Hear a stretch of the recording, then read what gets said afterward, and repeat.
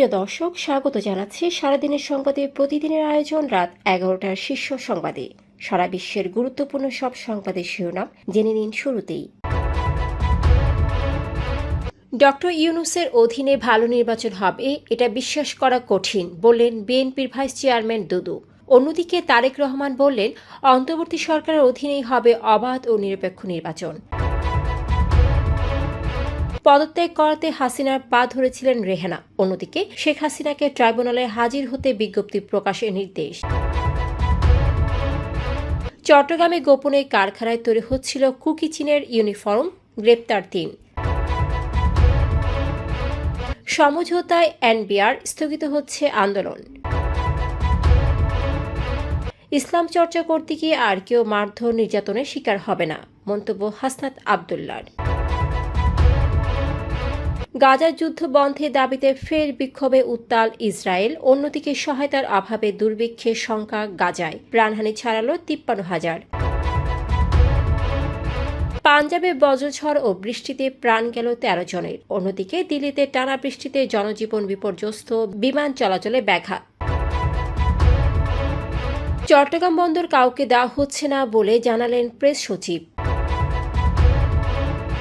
কাল থেকে কর্মবিরতিতে যাচ্ছেন প্রাথমিকের শিক্ষকরা।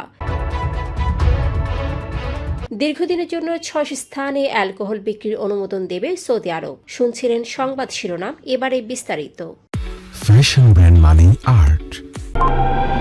বিএনপির ভাইস চেয়ারম্যান শামসুজ্জামান দুদু বলেছেন, ডক্টর মোহাম্মদ ইউনূসের অধীনে সুষ্ঠু নির্বাচন হবে এটি বিশ্বাস করা কঠিন। রোববার জাতীয় প্রেস ক্লাবে এক আলোচনা সভায় তিনি বলেন, সরকার নিরপেক্ষতা হারিয়েছে এবং গণতন্ত্রকামী দলগুলো 15 বছর ধরে দল নিরপেক্ষ সরকারের অধীনে নির্বাচনের জন্য আন্দোলন করেছে। অন্যদিকে বিএনপির ভারপ্রাপ্ত চেয়ারম্যান তারেক রহমান বলেছেন, অন্তর্বর্তী সরকারের অধীনে অবাধ ও নিরপেক্ষ নির্বাচন সম্ভব। রাজধানীর কাকরাইলে ডিপ্লোমা ইঞ্জিনিয়ার্স ইনস্টিটিউশনে ন্যাশনাল পিপলস পার্টির 18তম প্রতিষ্ঠা বার্ষিকীর আলোচনা সভায় লন্ডন থেকে ভার্চুয়ালি যুক্ত হয়ে তিনি বলেন, জনগণকে সরকারের প্রতি গঠনমূলক সমালোচনা অব্যাহত রাখতে হবে। সরকারের মান অভিমান বা রাগ বিরাগের সুযোগ নেই। শেখ হাসিনা বহু রক্তপাত ও অতিরিক্ত বল প্রয়োগের মাধ্যমে ক্ষমতা ধরে রাখতে চেয়েছিলেন বলে মন্তব্য এসেছে আন্তর্জাতিক অপরাধ ট্রাইব্যুনালের এক তদন্ত প্রতিবেদনে। রোববার ট্রাইব্যুনালে চিফ প্রসিকিউটর মোহাম্মদ তাজুল ইসলাম জানান, 4 আগস্ট সকাল থেকে আইনশৃঙ্খলা বাহিনীর শীর্ষ কর্মকর্তাদের চাপ দিতে থাকেন শেখ হাসিনা। পরিস্থিতি নিয়ন্ত্রণের বাইরে গেলেও তিনি তা মানতে নারাজ ছিলেন। এক পর্যায়ে 5 আগস্ট গণভবনের ছোট বোন শেখ রেহানা তার পা ধরে পদত্যাগে রাজি করান। এদিকে সাবেক প্রধানমন্ত্রী শেখ হাসিনার বিরুদ্ধে আদালত অবমাননার অভিযোগে ব্যাখ্যা চেয়ে হাজির হতে জাতীয় দুটি পত্রিকায় বিজ্ঞপ্তি প্রকাশের নির্দেশ দিয়েছে ট্রাইব্যুনাল। নির্দেশ অনুযায়ী আগামী 7 দিনের মধ্যে একটি বাংলা ও একটি ইংরেজি দৈনিকে বিজ্ঞপ্তি প্রকাশ করতে হবে। চট্টগ্রাম নগরীর বায়েজিদ বোস্তামি থানার নয়াহাট এলাকায় অবস্থিত রিংভো অ্যাপারেলস নামের একটি পোশাক কারখানা থেকে কুকি চীন ন্যাশনাল ফ্রন্ট KNF এর জন্য তৈরি 20,300 পিস ইউনিফর্ম জব্দ করেছে নগর গোয়েন্দা পুলিশ। 17 মে রাতে অভিযানে কারখানার মালিক শাহিদুল ইসলাম সহ 3 জনকে গ্রেপ্তার করা হয়। গ্রেপ্তার অন্য 2 জন গোলাম আজম ও নিয়াজ হায়দার এই অর্ডার এনেছিলেন বলে জানিয়েছে পুলিশ। ঘটনাটি রবিবার প্রকাশ্যে আসে, তবে চট্টগ্রাম মেট্রোপলিটন পুলিশ এখনও আনুষ্ঠানিক বিবৃতি দেয়নি।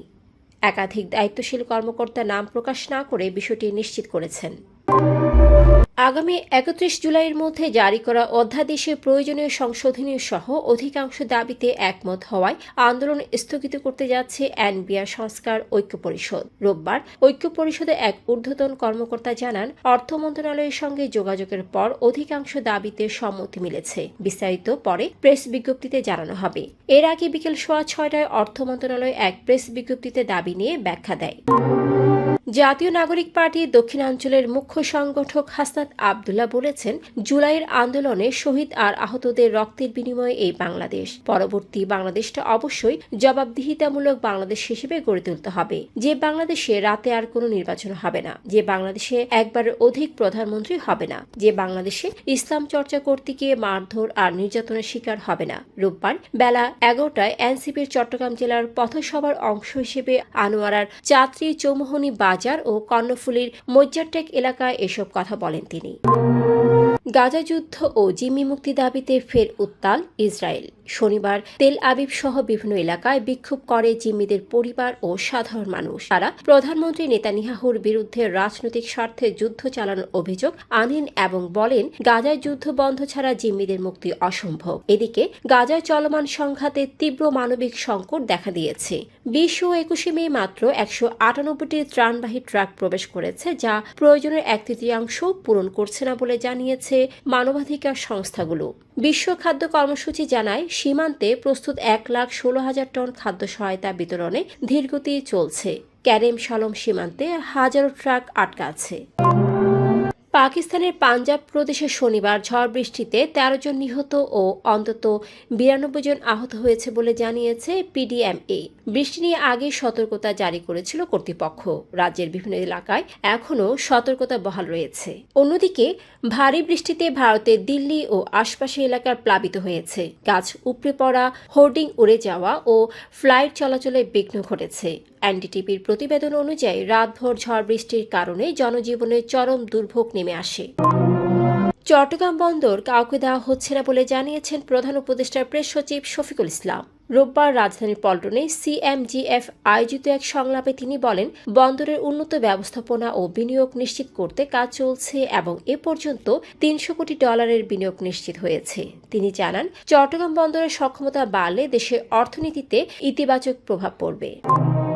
চাকরি শুরুতে 11তম গ্রেড সহ 3 দফা দাবিতে সোমবার থেকে পূর্ণ দিবস কর্মবিরতিতে যাচ্ছেন সরকারি প্রাথমিক বিদ্যালয়ের সহকারী শিক্ষকরা। রোববার অর্ধদিবস কর্মবিরতি শেষে এই কর্মসূচি ঘোষণা করা হয়। প্রাথমিক সহকারী শিক্ষক সংগঠন ঐক্য পরিষদের আহ্বায়ক ও শিক্ষক সমিতির সভাপতি মোহাম্মদ শামসুদ্দিনের সই করা এক সংবাদ বিজ্ঞপ্তিতে জানানো হয়, দাবি আদায় না হওয়া পর্যন্ত কর্মসূচি চলবে।